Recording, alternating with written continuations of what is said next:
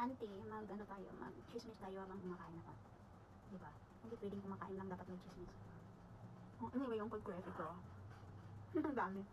Ang beses na ako kumakain sa isang araw, kaso parang malulunok ko yung buong baka. Gutom na talaga ako. Actually, gumagawa ko ng mga video. Kasi ang daming stock na dumating, ang daming hinatid ng supplier. Ngayon, ay kailangan kong gawan ng video.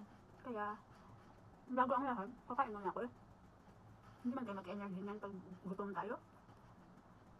And ito pa yung suot ko yung body shaper kasi yung gagawin ko ng video is yung mga pangtulog, yung mga pangkay na mga damit.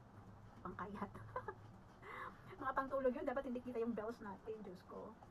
Hindi sana ako kakain kasi hindi talaga nasisigawan na yung ano ko. Yung bito ko ba? Ang itlog pala. Ang itlog ko is anim. Hindi ako nakakain ng 3 sa umaga eh. Ang breakfast ko is kasi lang kanina. Dapat may 3 itlog. Ayun, hindi eh. Hindi nobli ko. Diba? Kain? Ayun pa pala yung hindi ko nagawa ng video. Ang dami pa. Kita. Kaya nag-iipon ako ng energy.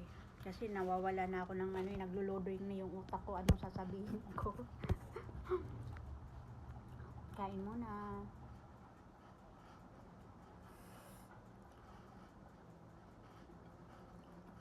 Kumain na bang lahat?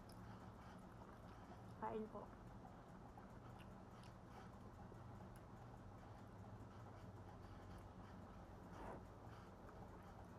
Kasi may on the way pa eh. May parating pa na mga ano. Paano ko magkasabay-sabay? Hindi ko na talaga kaya yun. May trabaho pa ako. Umano nga muna ako sa trabaho ngayon. Hindi ako pumasok kasi kailangan kong gawa ng video.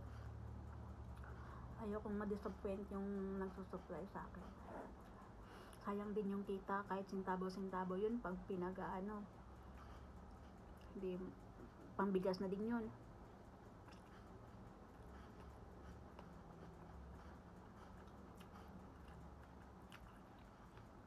Pritong baboy pala to at saka ano. Tirang kanin to kagabi. Ayun ako nagluto. Lunch lang talaga akong makain. Hindi ako nagdi-dinner at saka nagbe-breakfast. Pero hindi pa rin ako pumayat. Hindi ko alam.